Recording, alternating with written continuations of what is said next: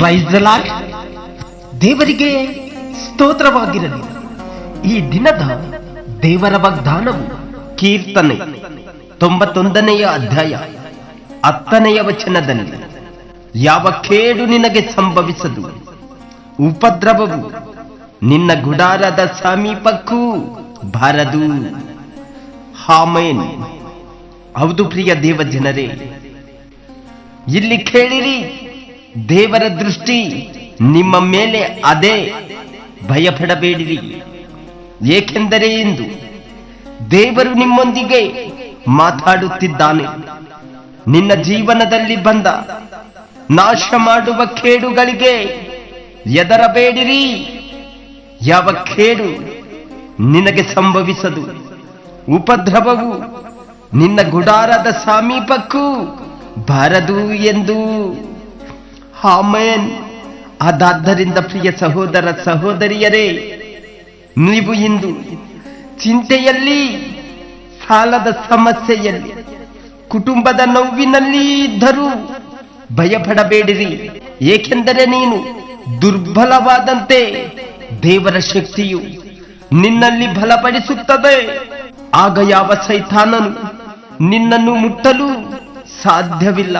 ನೀನು ಈಗ ಅನುಭವಿಸುತ್ತಿರುವ ಉಪದ್ರವವು ನಿನಗೆ ನಾಶ ಮಾಡಲು ಬಂದದ್ದಲ್ಲ, ದೇವರ ಮಹಿಮೆಗೋಸ್ಕರ ಬಂದದ್ದು. ಅಂಜಬೇಡ, ಧೈರ್ಯದಿಂದ ಮುಂದಕ್ಕೆ ಸಾಗು. ದೇವರು ನಿನ್ನ ಸಂಗಡ ಇದ್ದಾನೆ. ಆಮೆನ್. ಹೌದು ಪ್ರಿಯ ದೇವ ಜನರೇ, ಕ್ರೈಸ್ತರು ನಿರೀಕ್ಷಿಸುವ ಮಹಾಪದವಿಯನ್ನು ನೆನೆಸಿ ಉಲ್ಲಾಸವಾಗಿರಿ. ಉಪದ್ರವದಲ್ಲಿ ಸರಣಿಯೂ ಉಳ್ಳವರಾಗಿರ್ರಿ. ಬೇಸರಗೊಳ್ಳದೆ ಪ್ರಾರ್ಥನೆ ಮಾಡಿರಿ. ಪರಸ್ಪರನ ಮೊರೆ ಹೊಕ್ಕಿರುವವನು ಸರ್ವಶಕ್ತನ ಆಶ್ರಯದಲ್ಲಿ ಸುರಕ್ಷಿತನಾಗಿರುವನು. ಆಮೆನ್.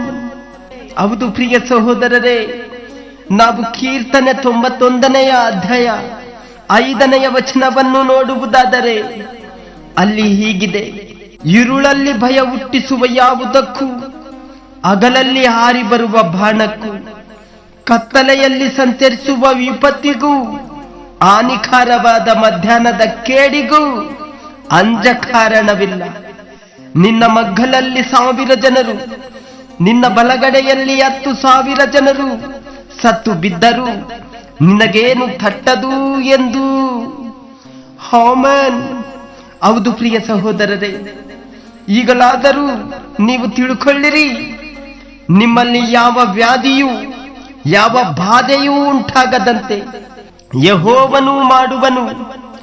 ನಿಮ್ಮ ಅನುಭವಕ್ಕೆ ಬಂದ ಪ್ರಕಾರ ಐಗುಪ್ತ ದೇಶದಲ್ಲಿ ಪ್ರಬಲವಾಗಿರುವ ಕ್ರೂರ ವ್ಯಾಧಿಗಳು ನಿಮಗೆ ಬರಗೊಡಿಸದೆ ಅವುಗಳನ್ನು ನಿಮ್ಮ ಶತ್ರುಗಳ ಮೇಲೆಯೇ ಬರಮಾಡುವನು.